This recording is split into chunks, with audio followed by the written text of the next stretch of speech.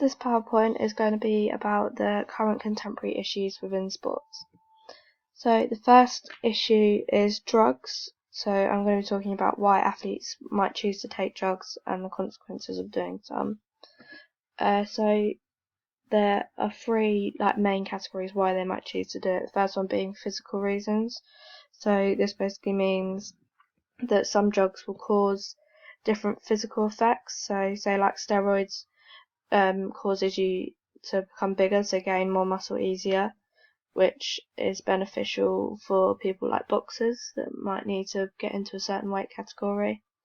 Another physical would be for people like athletes who feel like they have a lot of competition, so by taking these drugs it allows them to train harder to reach certain levels. The next would be psychological reasons, so this could be down to pressure from fans and sponsors and coaches in order for them to achieve a high level within their sport. So if they feel this pressure, then taking drugs is a sort of a shortcut and an easy way to reach the level that they're required to. And then social reasons, meaning that if they think that other competitors that they're competing against are taking drugs, then they just might feel like that they should do it as well because other people are doing it. The consequences of doing this, so it can socially cause them to become bad role models. So say if their drug use is being publicised in the media, it allows a lot of young people to be influenced by this sort of behaviour. Psychological, it can cause people to become addicted and therefore makes it harder to get off drugs, and it also can cause roid rage, so that's one of the psychological side effects of taking steroids. So it causes them to have a very short temper, which obviously isn't good when you are a sportsman and a role model. And physical factors is that it can really damage your organs and can cause even more serious things like death. However, the consequences can also be thought of in a good way, in that drugs like beta blockers will calm nerves and make the athletes feel more composed and chilled out, which could be beneficial for certain sports like snooker and archery. Although obviously as they are banned, there would be consequences for taking them. So solutions for this is that the ASA, which is the national governing body for swimming, has made it a requirement that people taking part in any competitions as low as county championships must sign a form that allows them to be tested at any point for drugs prior to any event. So this solution is that it's educating people of the risks and legality of taking drugs. Another solution could be supplying more help for athletes that need it, so making it more available for people to get help to get off drugs. And if people feel like they still want to continue to take drugs, as they feel like that's just how their sport should be played, then they could maybe think about creating different events for people that are on drugs and people who aren't on drugs. So therefore it makes sort of, say, events like the Olympics, it would become more fair. Other solutions could be to have better ways of testing and more randomised, so literally anyone and everyone could be tested at any point for everything, and making the tests more stronger to show any drugs that are being taken. The next issue is violence. So this could be within players and athletes or the spectators. So violence can be seen from players. So we're going to relate this to football for a number of reasons. This could be the officials, so say that the players don't agree with the officials' decision, which then will cause them to get probably a bit angry about it if it continues to happen as well. It could also be if they're just generally bad losers and they don't like the fact that the score is not in their favour, which also links to the fact that if it's a big derby match where there's a lot of pressure to succeed, if they're not doing so, it could cause the players to become violent towards each other if they're feeling very angry that they're not succeeding. It also could just be the nature of the game. So if certain sports are known for being violent and doing violent things, so say like in football, certain people might think that it's okay to go in for a really hard tackle or like a slide tackle or something to take the other player out. It could just be known for doing certain people. It also could be down to dehumanizing the players. So say in hockey, where people are all padded up and everything, you don't really see that they're actually a person, so it could just cause people to allow them to be violent to each other.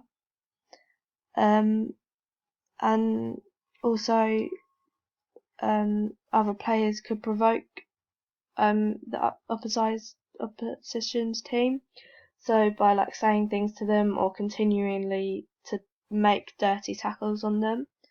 So solutions to this could be more officials within games. So if one official makes a decision that isn't agreed with by the players, there could be other opinions from the other officials to make it more clearer of what's going on. There could also be better technology like video cameras to literally film everything that's happening on the pitch, so they can take a second look at things. Also to have severer penalties if players are doing something wrong, they know that they're going to get in more trouble if they continue to do this, these sort of things. And just also educating people. So if young people are seeing footballers doing diving, say for example, they're going to think that that's okay to do, but obviously it's not exactly within the rules of football something that's allowed. So violence can also be found from the spectators. So the reasons for this is that when people go to watch, say, football, it's more of a social thing to do. So there could be normally drugs and alcohol being consumed before the game, and a pre-match sort of hype. So if it's a big game and sensation from the media, that it's the fans are more likely to be more excitable, which could then make them more aggressive if something does go wrong. And so say if they're really against the opposition team, they could be singing abusive chants about the players. And also, as it's a big crowd, it diminishes the responsibilities of them because they think that there's less chance of them being singled out for their actions. So the solutions to try and stop this would be to promote it as family entertainment rather than a game situation that you just go to be aggressive at. You could also control the amount of alcohol in the facility, so how much people can drink, if any at all. The media also could be responsible in that they shouldn't show off violence from the players or the spectators, as that if people are being able to see this, they might feel like it's okay for them to do it. The use of CCTV and security within the ground could be heightened, so there's more security, and more cameras around to keep an eye on everything that's going on. And they could also separate the fans at certain games, like big derby matches. They could hold behind the away fans and let all the home fans go before the away fans can come out, which obviously would reduce like the amount of fights that could break out after, and also tougher consequences for those that are violent. So if people do cause a scene at games and they are like continually doing so, the police and the security guards could liaise with each other and those in different areas to get people banned from their home team and other grounds that they might choose to go to. So the next issue is gender. So gender roles are very different within sport, and this is normally generally over most sports. So the reasons for this is, or could be, is that women weren't actually allowed to take part in sport in as it was thought as just like a man's sport. So physically men are typically stronger and faster, so therefore looked down on as women as they're not as good at sport as men. And historically men could only take part in sport, so women haven't had as much time to be able to develop in certain sports and their skills. Social reasons that there are different gender roles is that parents might not be as acceptable in what sports the girls want to do. So certain girls could be told that they can't play rugby because it's a boys' sport and it's very contact and that's not what girls should be doing, and they should be doing something like netball instead.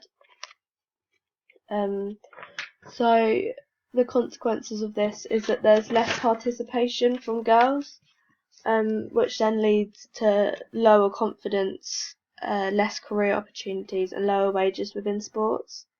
It also means that there's a massive gap between the standard of skills within males and females, as boys have a higher standard required in order to be pro rather than girls. So there's also a lot of inequality, as females who are at the same high standard as males won't necessarily get paid as much as them, even if they are just as good. There's also a lot less media coverage for women in all sports, which could link back to the participation, as females might not feel like they can actually take part in sport if it's not publicised to them. And there's a lot of stereotypes within sports. So say for males it's like football and rugby are boys' sports, and for females it's like netball and dance and what they should be doing. So solutions to help this imbalance would be things like the campaigns that are set up to increase female participation. So for example, This Girl Can, which was all across the media in that they promoted girls in sports. They could also start publicising a lot more of the women's games, so having a lot more media exposure so people can actually see the standard of pro female sports and how good they actually are. And at lower levels you could also try to integrate boys and girls sports, so they're like at the same level, like learning together. And so an example of this would be in football. Males get paid way too much and can have it as their only job, whereas females have to get another job, and they can only play football full time. They can only play football part time alongside another job, even if they're at a pro level. And obviously, girls' football is very rarely publicised in the media, and whereas males' football is on TV basically every day, and there's even like certain channels that are just dedicated to males' football. So the last one is education. So there are 4 levels of education: primary, secondary, tertiary, which is college, and quaternary, which is higher education. So in primary, it shows off the